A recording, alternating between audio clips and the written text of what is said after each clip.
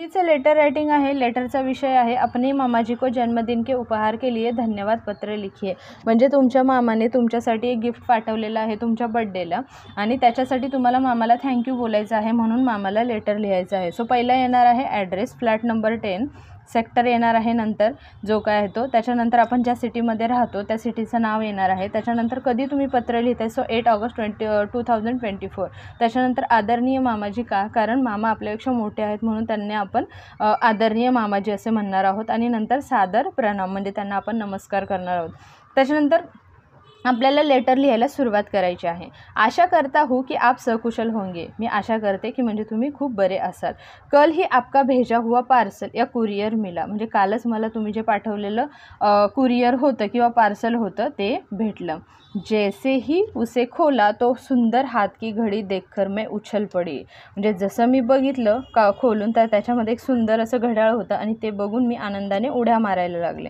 मुझे इस बात की इतनी खुशी हुई कि एक तो आप मेरा जन्मदिन कभी नहीं भूलते, मला ह्या गोष्टीचा आनंद वाटला की एकतर तुम्ही माझा बर्थडे कधी विसरत नाही आणि दूसरे आपने कैसे जान लिया कि इन दिनों मैं घड़ी लेने का सोच रही थी, आणि तुम्हाला कसं कळालं की मी या दिवसामध्ये घड्याळ घ्यायचा विचार करत होते।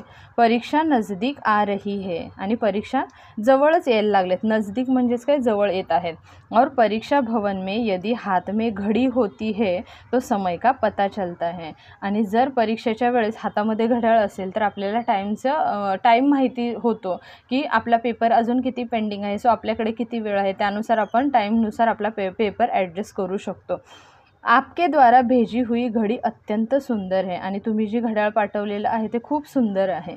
मैं इसके लिए आपकी अत्यंत आभारी रहूँगी, आणि ह्याच्यासाठी मी तुमचं खूप धन्यवाद मानते किंवा तुम्हाला माझ्याकडून खूप असं थँक्यू। सो इस उपहार के लिए आपको बार बार धन्यवाद देती हूँ या देता हूँ काही चालेल। सो मुलगी असेल तर देती हूँ असणार आहे, मुलगा असेल तर देता हूँ। त्याच्यासाठी मी तुम्हाला खूप असं आभार तुमचं हे करा किंवा थँक्यू सो मच। सो त्याच्यानंतर आपल्याला आपलं जो लेटर आहे त्याची एंड करायची आहे। सो एंड करताना काय करणार, इथे आपला पॅराग्राफ संपलेला आहे, दुसरा पॅरा इथून चालू होणार आहे। तर मामी जी को प्रणाम कहिएगा, म्हणजे मामीला प्रणाम सांगा म्हणजेच माझा नमस्कार सांगा। और आर्यन को प्यार, म्हणजे जसं की मामाचा एखादा छोटा मुलगा आहे सो त्याला माझं खूप सारं प्रेम।